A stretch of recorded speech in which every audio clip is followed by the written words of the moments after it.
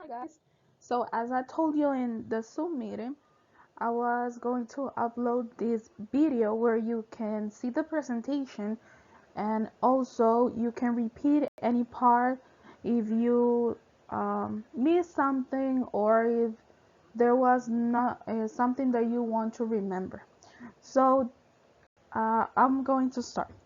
Science fair. Today we're going to talk about the scientific method, the one that we're going to use in our science fair projects. So the steps of the scientific method are the title, the purpose, background, materials, hypothesis, procedure, observations, and conclusions. Most of this you already know, you have been working on them since you were in first grade. The new one is the background, but it is really easy and you're not going to get confused, don't worry.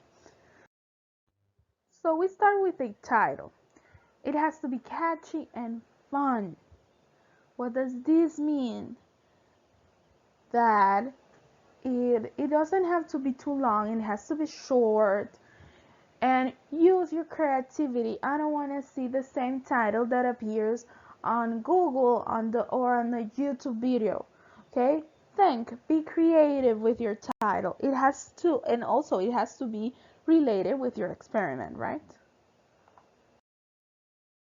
Next, we have the purpose. So your science fair project starts with a question. In here you have to write a question.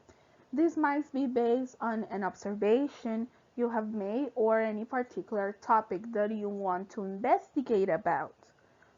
Think, what do you hope to discover during your investigation?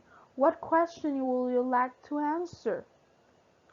And your question needs to be about something you can measure, and will typically start with words such as what, when, where, how, or why. So purpose, what do you want to know?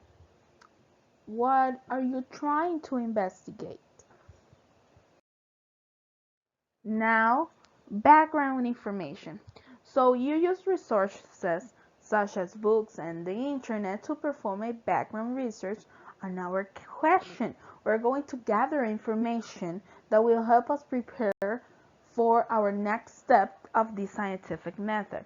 Okay, for example, if your purpose is to investigate why do plants can grow without sun, then you have to investigate the benefits of the sun in a plant's growth, or about the plants, the importance of the sun in plants, things like that. Or you can also look for sources that are similar to the sun. For example, all those things is your background information. You start thinking and researching about things that are already experimented, that you already know, and that goes in your background information. Your hypothesis. You're going to write down what you think is going on, the prediction of the result that is expected about the experiment. What do you think is going to happen? In here you have to answer your question in the best way you can. Also, your hypothesis. I don't want to see a hypothesis of first graders. Your hypothesis has to have also a little bit of background. What does that mean? That, for example, continue with the example of the plants growing without sun. I would say no, a plant cannot grow um, without sun, because the sun gives many nutrients, and it helps with the photosynthesis of the plants and so on. I explain myself.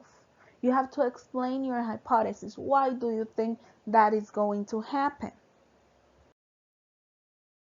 The procedure is a list of step by step of how you did your experiment.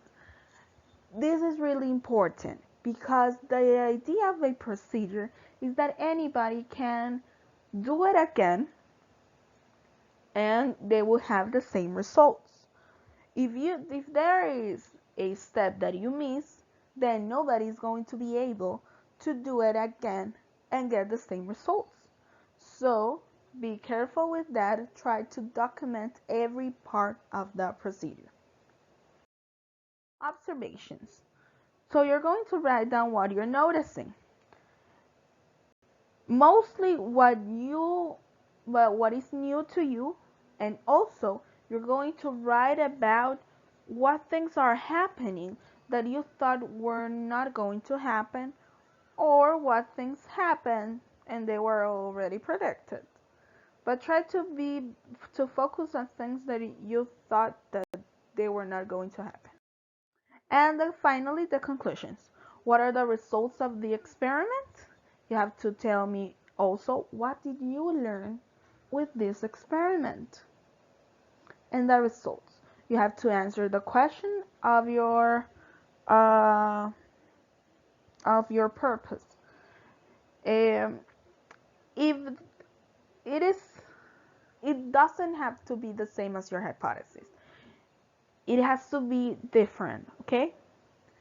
Maybe the content can be the same, but you have to explain it in different words. Be careful with that. In here we have the table of assignments that you have to do. Remember, we're going to have an individual video call or call, so I can help you and give you my point of view for you to do a better way. So we have title, purpose, and materials for April 22nd. We have hypothesis and procedure for April 24th. We have observations and conclusions for April 28th, and the final presentation for April 30th. Remember, final presentation, it's up to you. You can do a video, you can do a presentation. The only things that I need are pictures or video that confirm that you did your experiment, the explanation of it. So I want to hear your voice explaining it, because that is the language part also. And for you to explain it the best way you can, and be creative. I love when you give me things that I wasn't expecting. I love it. So continue doing that. So remember that life is an experiment, and the more experiments you make, the better. Take care. I love you a lot. If you have any questions, you have my phone number, and you also have my email, so you can contact me. Have a nice day.